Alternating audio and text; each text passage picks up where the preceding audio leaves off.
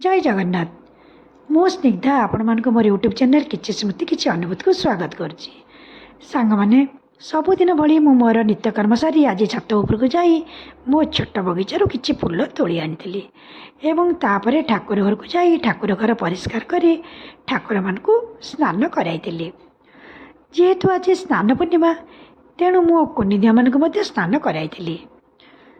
ସତରେ ଆଜି ମୋର ଅନୁଭୂତି ଥିଲା ନିଆରା।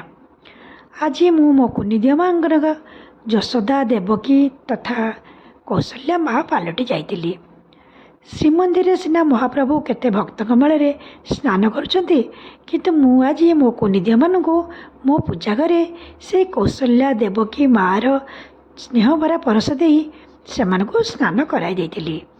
सांग मैंने प्रथमे जल मु किछि गंगा जल क्षीर कर्पूर अगरू अष्टगंधा चंदन दे कि तापर किछि सुबासित फूल पकाई जलटी को सुबासित करी एवं सही पानी रे मो कुनिदिया मानू 9 ढाल लेखा पानी रे गाधे दे।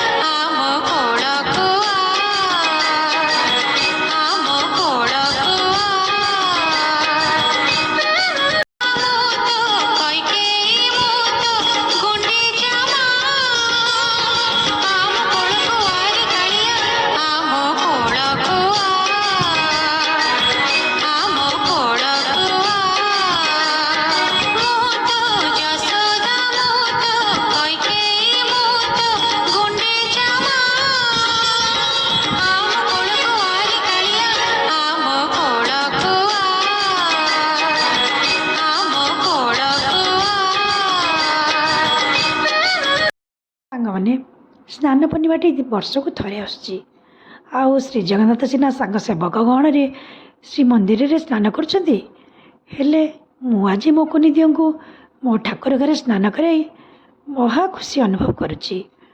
स्नान करिया परे मो बगीचारू मिलता फूल मालाटिए कर पिंधे देछि।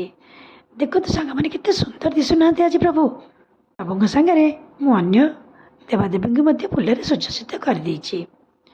आउ तापरे धूप दीपरे ठाकुर को वंदापना कली। वंदापना कलापर किछि फल भोग लगे देछि। सांग मैंने आपण मैंने तो जानते आज श्री जगन्नाथ जन्मदिन तेणु जन्मदिन रे माँ मैंने जमती पिलामानकर शुभ मनासी पोड़ा पिठा खीरी करथांती मु भी आज मो कुनिदिया पोड़ा पिठा खीरी प्रस्तुत करछि। आउ 4टा बेले ताकू ठाकुर को से पोड़ा पिठा और खीरी भोग लगाई आउ गोटे सुंदर माला करी पिंधे ता सागर आज हाथी बेश थी मुझे धूप लगे करी ठाकुर पाखे संध्या आरती करी आम गाँव में पतित भवन को दर्शन करने को जाइलु। आम गाँव में पतित भवन स्नान यात्रा पालन हुए तेणु आमे माने समस्ते मिसी संध्या बेले पतित भवन को दर्शन करने को जाइलु एवं सेठारे धूप दीप लगाई समस्त शुभ मनासी घर को आसलु। सांग मैंने यही तो थिला मोर स्नान पूर्णिमार कहानी। आउ आपन को केमती लगिला जदि भल लगुए तेज लाइक करेंगे। रही जय जगन्नाथ।